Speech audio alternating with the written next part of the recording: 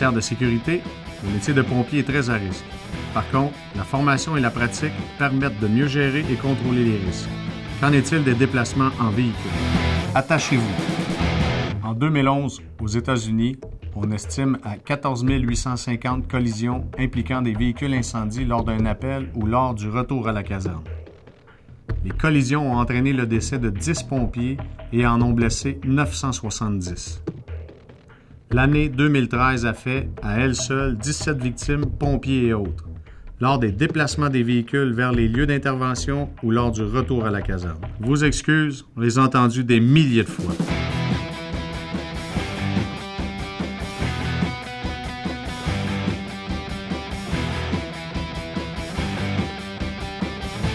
Hey! Plus d'excuses. Attachez-vous. Ça arrive aussi au Québec. Selon les statistiques recueillies depuis 2011, on estime que les véhicules incendies sont impliqués dans 15 collisions par semaine.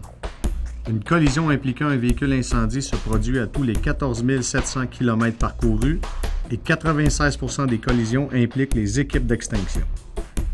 Quelques petites secondes de plus qui pourraient vous sauver la vie ou vous épargner de graves séquelles d'un accident. Le temps de préparation en caserne avant le départ des effectifs est estimé à environ 80 secondes.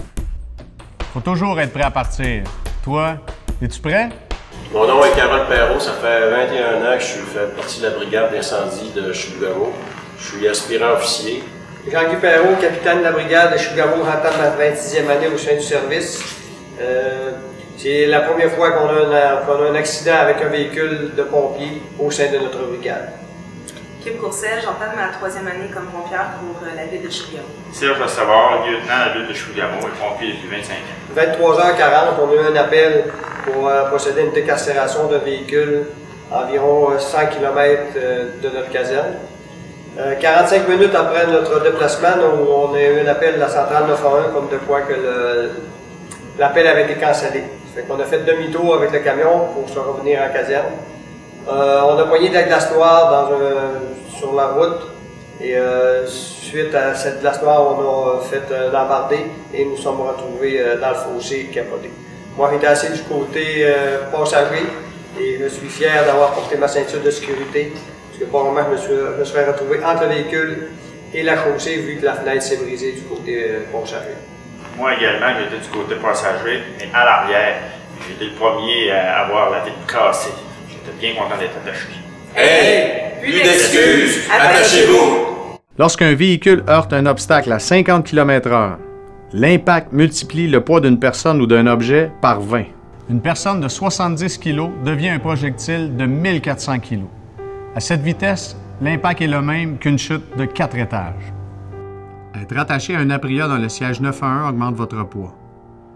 Ce siège n'est pas une ceinture de sécurité approuvée. À l'impact, vous serez projeté encore plus violemment.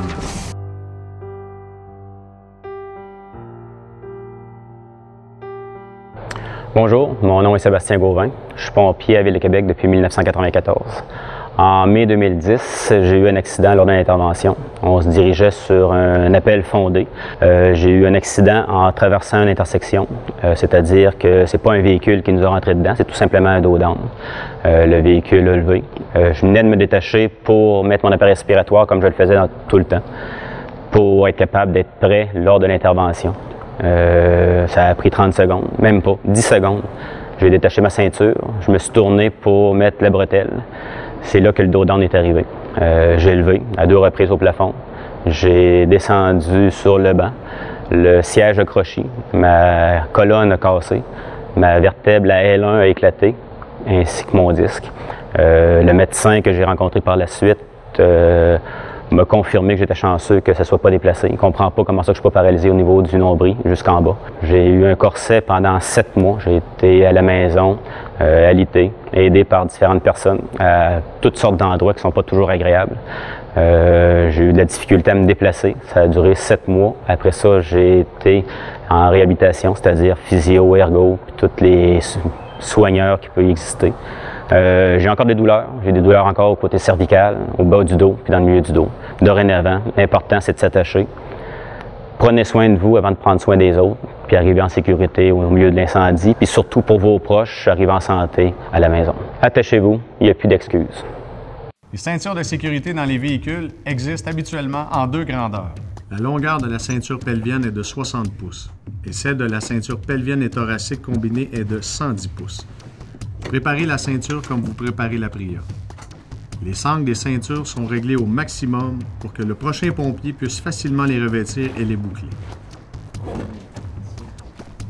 Vérifiez si la ceinture et la boucle sont accessibles et assez longues pour vous attacher alors que vous revêtez l'habit de combat. Dans le cas contraire, avisez votre supérieur immédiat afin qu'il fasse le nécessaire. Évidemment, il peut toujours y avoir des exceptions. Pourquoi ne pas inciter les pompiers et les établissements à signaler les camions dont les ceintures de sécurité ne sont pas conformes? Ceci afin de régler le problème rapidement. Je me fais réveiller comme souvent, à 4 heures du matin, par la pagette. Alors, mon mari de l'époque, Serge, s'en va travailler sur un feu. À son retour, que je croyais de son retour, c'est pas lui que je vois arriver dans la maison. C'est un de mes meilleurs amis qui est policier puis qui m'annonce que Serge est décédé dans un accident d'auto. Les conditions météo sont bonnes. Je comprends pas qu'est-ce qui est arrivé. Il était pas attaché. Ils ont eu un accident de camion, puis il est décédé sur le coup. Alors, ça peut arriver dans n'importe quel moment. Il y avait plusieurs excuses pour pas s'attacher. On était en plein milieu de la nuit, pas de trafic, pas de neige, rien. Alors, ça change une vie de se retrouver du jour au lendemain avec 3 enfants, plus de mari. J'ai refait ma vie. Mais Serge avait des enfants. Alors, un père, ça se remplace pas. Serge avait des parents. Alors, un enfant, ça se remplace pas. Mes beaux-parents ont perdu leur fils parce qu'il n'y avait pas la ceinture bouclée dans son camion.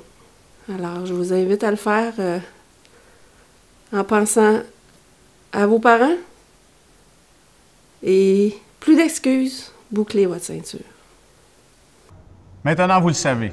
L'important, c'est que vous trouviez, selon vos modes de travail, vos propres moyens afin de respecter les procédures. Alors, soyez prêts. Une fois dans le camion ou votre véhicule personnel, attachez-vous. Plus d'excuses.